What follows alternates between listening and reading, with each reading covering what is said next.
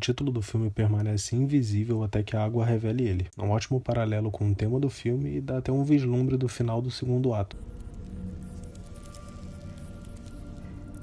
Além dos sons do mar lá fora e alguns pequenos sussurros aqui e ali, o som do traje é o primeiro som de verdade que ouvimos do filme. E esse som é basicamente o som que indica perigo para nós durante o filme. Além disso, o silêncio durante o prólogo é praticamente um personagem aqui. E esse personagem conta perfeitamente pra gente sobre o que é o filme. Fica evidente que se trata de abusos domésticos. E o roteiro trata a gente como adultos e nem tenta esconder isso em momento algum. Uma mão indesejada em volta da cintura dela enquanto ela dorme simboliza o controle que ele tem sobre ela até mesmo enquanto ela tá dormindo.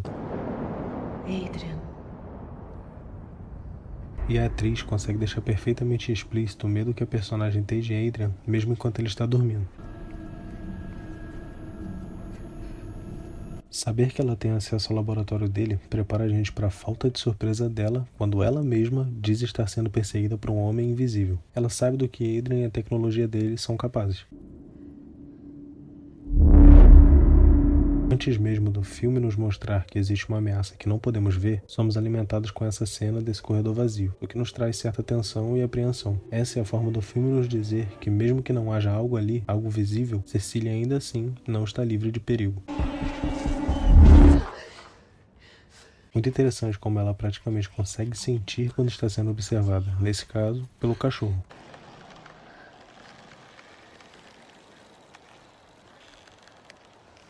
Dá pra ouvir bem baixinho o som do traje de Adrian, e essa não vai ser a primeira vez que a Emily vai perceber algo antes que Cecília ou antes que nós. Vocês estão fisicamente perto dele. Mesmo sabendo que Adrian está invisível, nós sabemos que provavelmente ele está falando das cinzas e isso se confirma logo em seguida. Mas Cecília faz essa cara, ou seja, ela tem uma sensação de que talvez Adrian esteja realmente ali. Você vai estudar moda. Essa é a primeira vez que vemos a protagonista sorrir genuinamente, e o filme consegue criar a atmosfera perfeita para fazer a gente crer nesse momento feliz. Mas esse momento é dissipado logo em seguida com esse ângulo de câmera. Nós somos obrigados a ver os personagens de longe, quase como se nós estivéssemos espiando eles. Mas na verdade é Adrian quem está espiando, nós é que não podemos vê-lo. Na verdade, vários ângulos de câmera durante o filme são propositalmente abertos, sugerindo que Adrian está ali em algum lugar.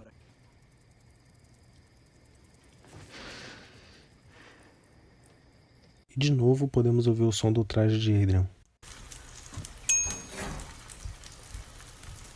Quando vi a primeira vez, eu ouvi o som da faca, mas não reparei que ele tinha pego ela. Acho que a maioria não reparou. E talvez quem reparou não pegou ou não entendeu o motivo. E o motivo é claro, ele queria uma faca com as digitais dela. E um outro detalhe que algumas pessoas podem ter deixado passar despercebido é que ele aumenta a chama do fogão, causando um pequeno incêndio posteriormente. Isso parece aleatório, mas o que ele está fazendo se chama gaslighting. Vou dar um pouco de contexto aqui. Em 1944, foi lançado o filme Gaslight, onde um marido abusivo confundia a mulher dele para fazê-la duvidar da própria memória ou sanidade mental. Ele fazia isso usando várias maneiras diferentes, mas uma delas era apagando os lampiões da casa. E a mulher, convencida de que tinha ligado os lampiões, começava a duvidar da própria memória. E o marido usava dessa dúvida para ganhar controle sobre ela de alguma maneira. E é isso que a Adrian quer, descredibilizar a Cecília, fazendo ela parecer louca. A cena longa e sem nenhum corte consegue perfeitamente levar nossa atenção, e colocar Cecília de um lado, como se tivéssemos que focar em uma outra coisa, deixa a gente ainda mais tenso. E tudo isso faz a gente acreditar que Adrian está espiando ela pelos cantos o tempo todo.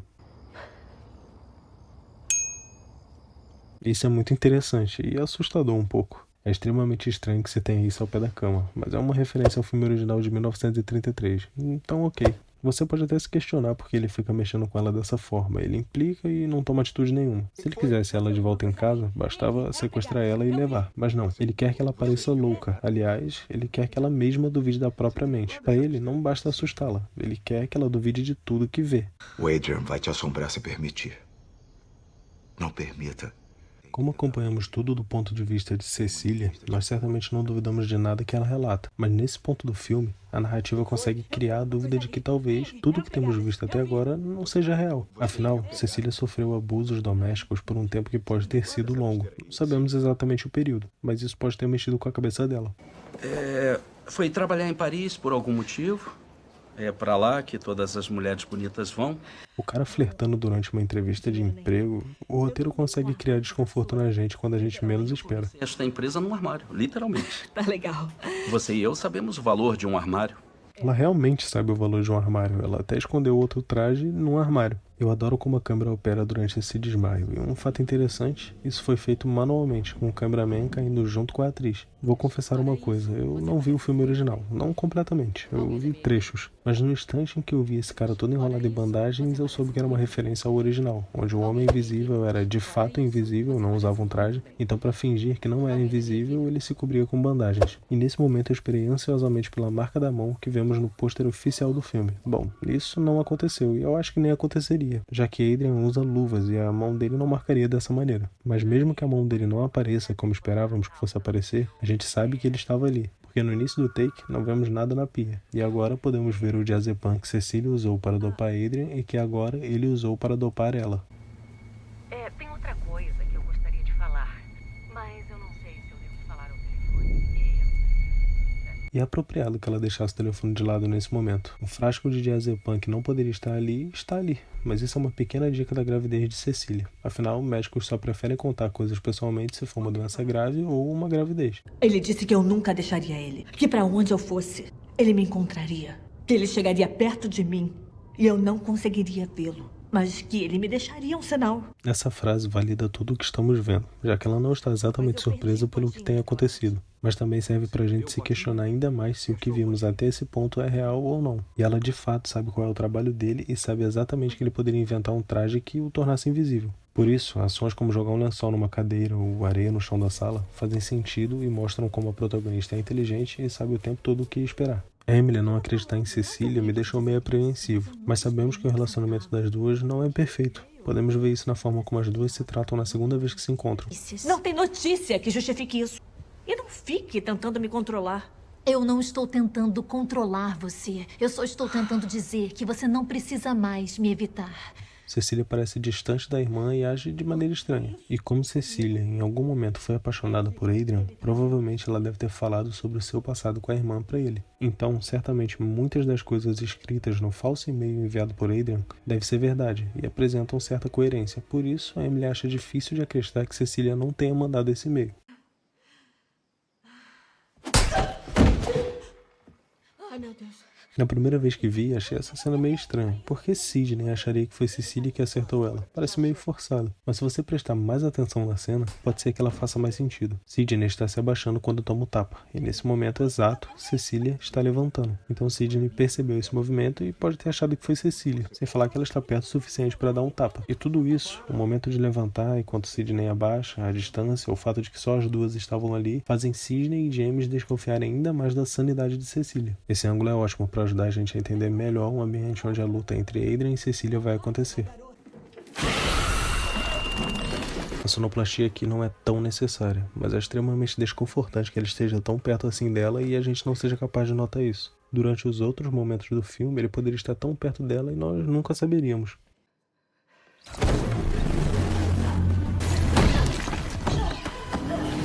Certamente essa cena usou alguns recursos como um ator usando um traje verde, algumas modificações do cenário usando efeitos especiais e esse tipo de coisa.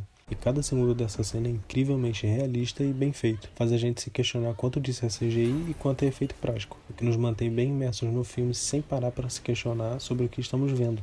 Agora de dia, podemos perceber ainda mais como a casa é cheia de janelas e isso remete à falta de privacidade que Cecília tinha dentro da própria casa. No fim das contas, não existe explicação milagrosa nem algo sobrenatural. É apenas um traje extremamente tecnológico. E essa tecnologia é bem incrível, por sinal. Talvez não seja possível criar um traje desse, mas certamente ele é realista.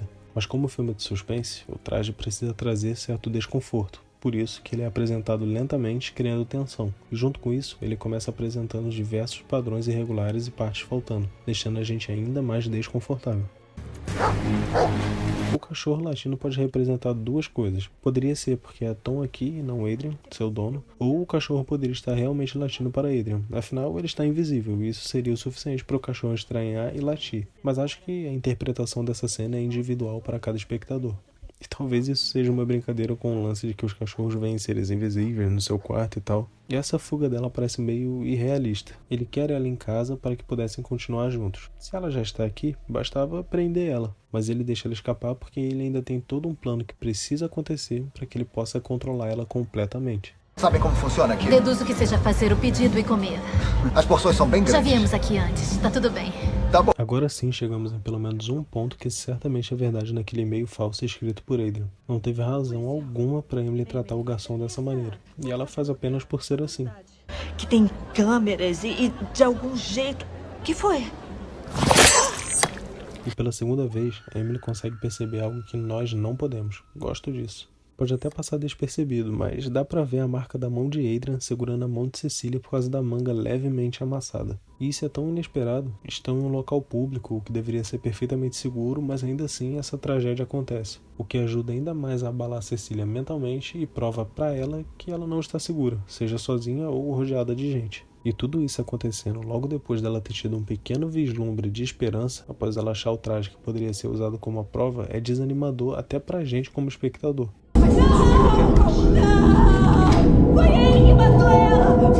Esse ângulo de câmera é bem interessante, parece que estamos vendo a cena da perspectiva de Adrian. E agora o plano de Adrian está realizado. O e-mail, a faca com as digitais dela e as testemunhas que viram Cecília segurando a faca servem perfeitamente para incriminar Cecília.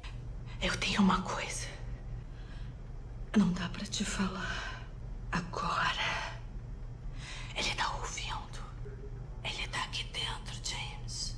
É inegável o quão doida ela parece falando desse jeito. O plano de Adrian funcionou quase que perfeitamente. E a direção faz a gente procurar por Adrian constantemente durante as cenas. E Adrian está nesse canto, isso faz a gente sentir tensão praticamente o tempo todo. Eu queria falar com você sobre um assunto. Nós verificamos o exame de sangue que fez no hospital semana passada. Então, você sabia que estava grávida? Depois de todas as atitudes calculadas de Adrian, era de se esperar que ele tivesse trocado as pílulas anticoncepcionais dela. Mas ela não se toca disso.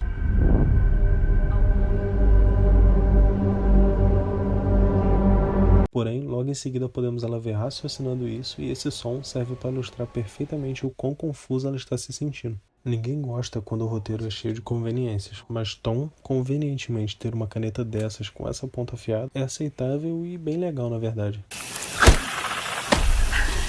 Achei você! E isso foi bem inteligente. Essa luta do corredor é bem legal também, e apesar de todos os policiais serem incapazes de neutralizar a ameaça, é perfeitamente compreensível. Eles nem sequer conseguem ver Adrian na maior parte do tempo. Talvez policiais cegos que não dependessem da visão pudessem fazer algo, mas não esses aqui. Deita no chão! Ele tá bem atrás de você! Acredita em mim! Quem?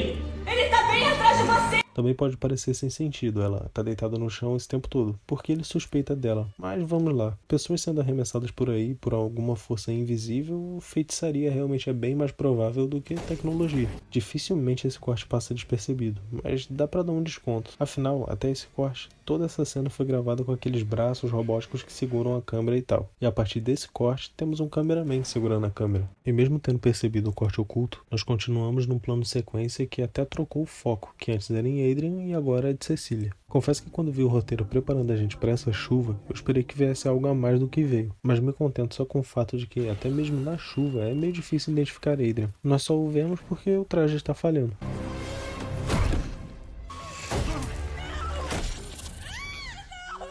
O ator fez tudo isso por conta própria, os socos falsos e tudo mais. Incrível como ficou extremamente realista. Mesmo tendo eliminado a suposta ameaça, a expressão dela mostra como a morte de Tom não traz alívio algum, já que isso deixou bem claro que Adrian, a pessoa que ela realmente teme, ainda está vivo. Essa cena revela um pouco das motivações de Cecília pro plano inesperado dela. Ela não mata Adrian porque apenas ela está em perigo. Sidney e James também estão. Por isso ela toma aquela atitude que não condiz muito com ela, e por isso que nós aprovamos tal atitude. Buffet do toque, temos sushi, carnes e massas.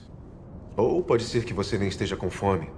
A forma como Adrian age durante esse jantar remete diretamente ao que Cecília diz sobre ele anteriormente. Ele sempre tinha o controle total de tudo, inclusive de mim. Ele controlava a minha aparência e o que eu vestia, o que eu comia.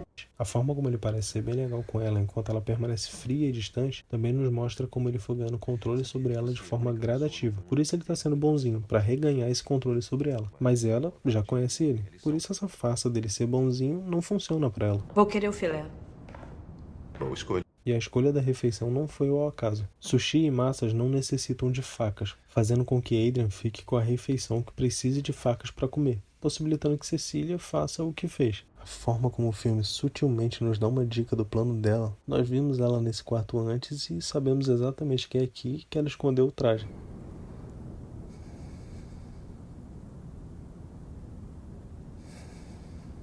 Agora é a vez de Adrian encarar o vazio sem saber se realmente está vazio. Nós vimos ele levantando ela com apenas um braço anteriormente. Então ver ela dominando ele, usando apenas a força física aqui, pode ser explicado de uma maneira. O traje dá um certo aumento de força ou algo assim. Surpresa. Um pequeno retorno a quando Adrian matou Emily da mesma forma e disse a mesma coisa para Cecília. Surpresa?